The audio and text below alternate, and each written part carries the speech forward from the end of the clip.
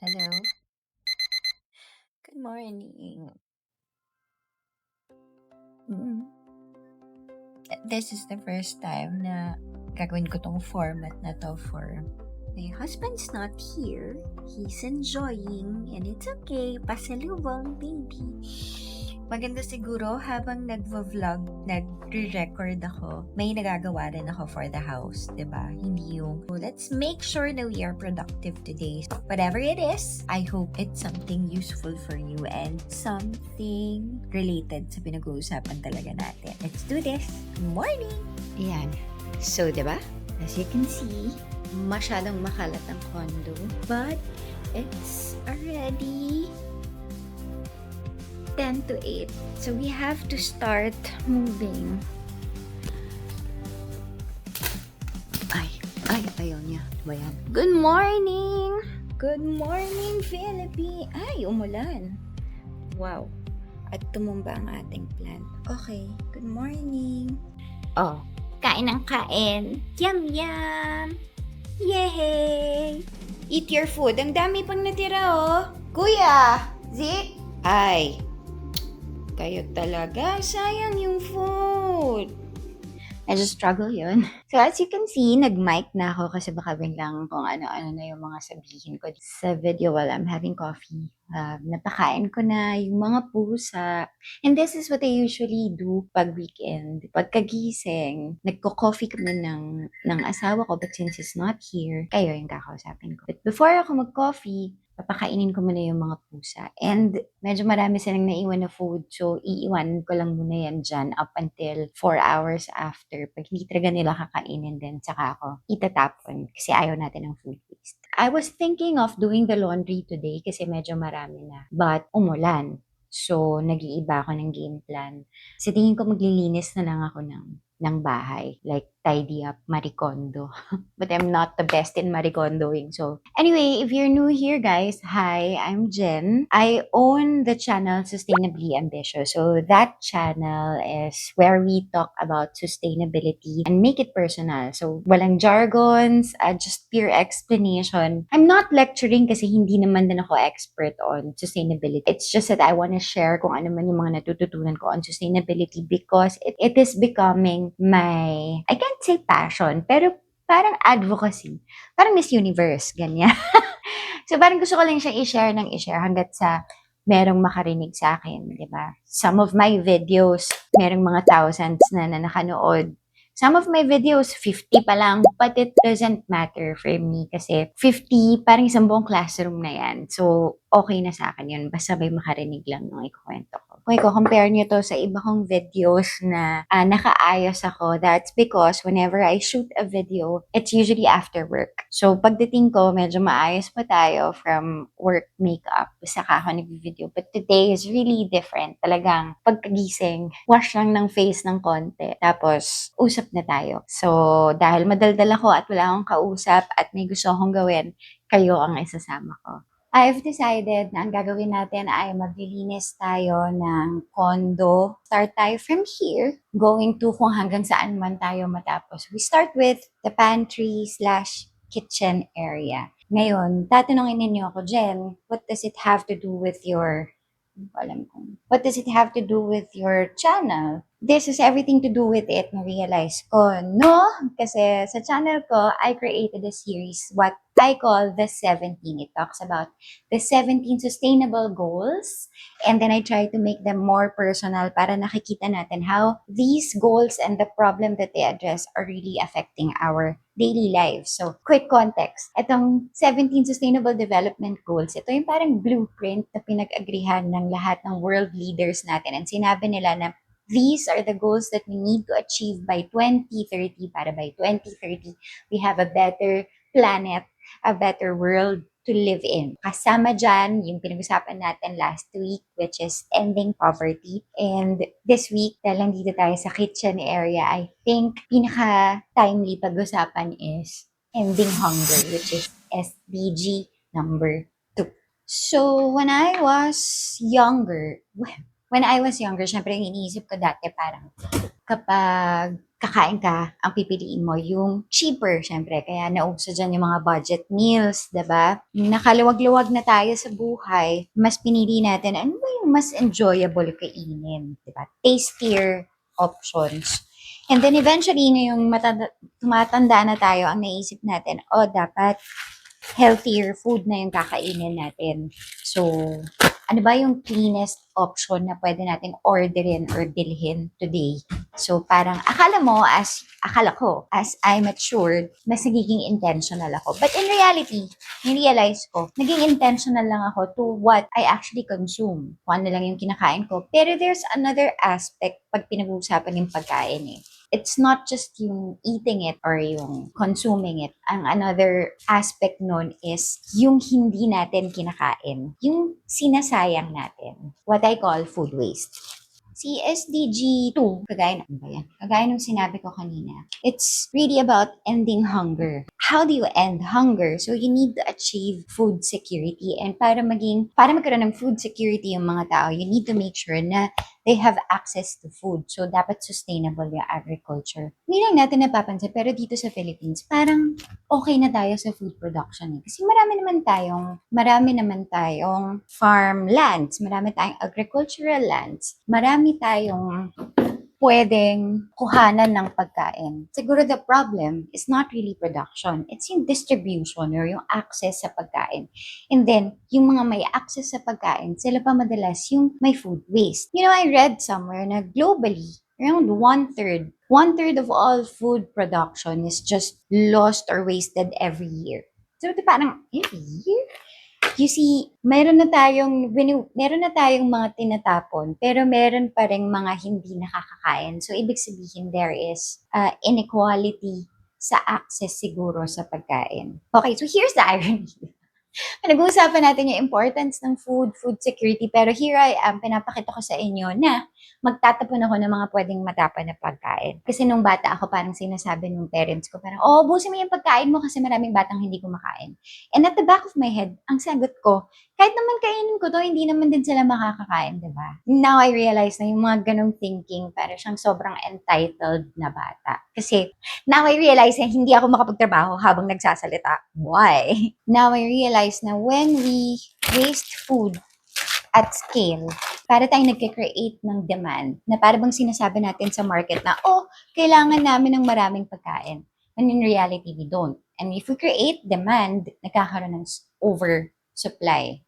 So talagang marami kang masasayang dyan. And when you do oversupply or overproduction, merong mga environmental costs yan. So ito kakainin ko na lang mamaya para matapon ko na siya. May mga environmental costs yan, like land use, water use, ganyan. Mas nagpo-produce yan ng carbon emission. Tapos, yung mga hindi pa natin nakakain, yung mga tinatapon lang natin, tapos mapupunta sa landfill, yan yung mga nabubulok doon, tapos nag-e-emit ng methane.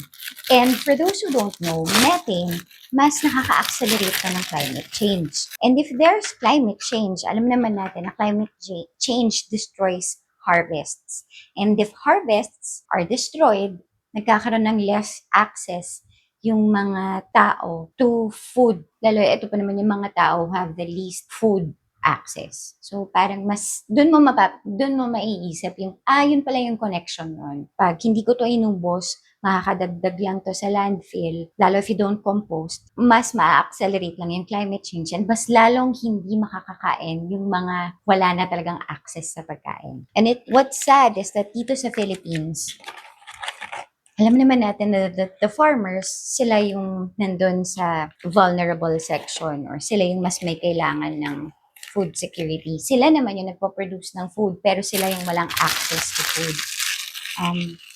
So you see, structural problem na siya eh.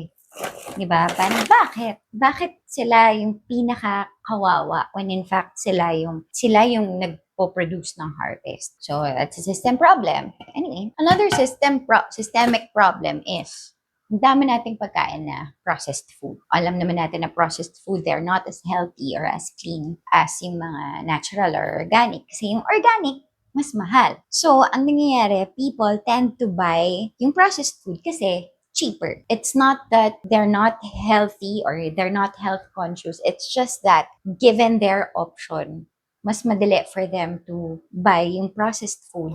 Recycle natin. Mas madali for them to buy yung processed food kasi yun lang din yung kaya ng budget nila. Again, another structural problem. Structural problem. Kasi kami ng asawa ko, we don't cook. Usually, bumibili lang kami ng pagkain. But January this year, we started na o-order kami ng pagkain. Kalat pa. Yan. So, yung mga gustong mag-meal plan na rin. So, we did that kasi gusto namin na parang healthier choices na rin. And parang sakto na yung portions ng pagkain na kakainin namin. And the good thing about this, I think, Daily's diet, if anyone's interested. Si Daily's diet, local siya. So, we support yung parang local entrepreneurs natin, diba? Yung ginawa namin na yun, it's one step to reducing our food waste. Kasi alam namin na proper portion yung o-orderin namin for the day. So, hindi lang healthier yung kinakain namin, nakakatulong pa kami environmentally. That's what I think. So, all of this, naging thinking ko siya when I became head of sustainability sa work. Doon, meron akong mga knowledgeable in sustainability na mga guests. So, tinuruan nila kami on how to be more intentional, more conscious, and yung more environmentally aware sa ginagawa namin. Meron kaming partner there na they do composting ng food waste namin sa office.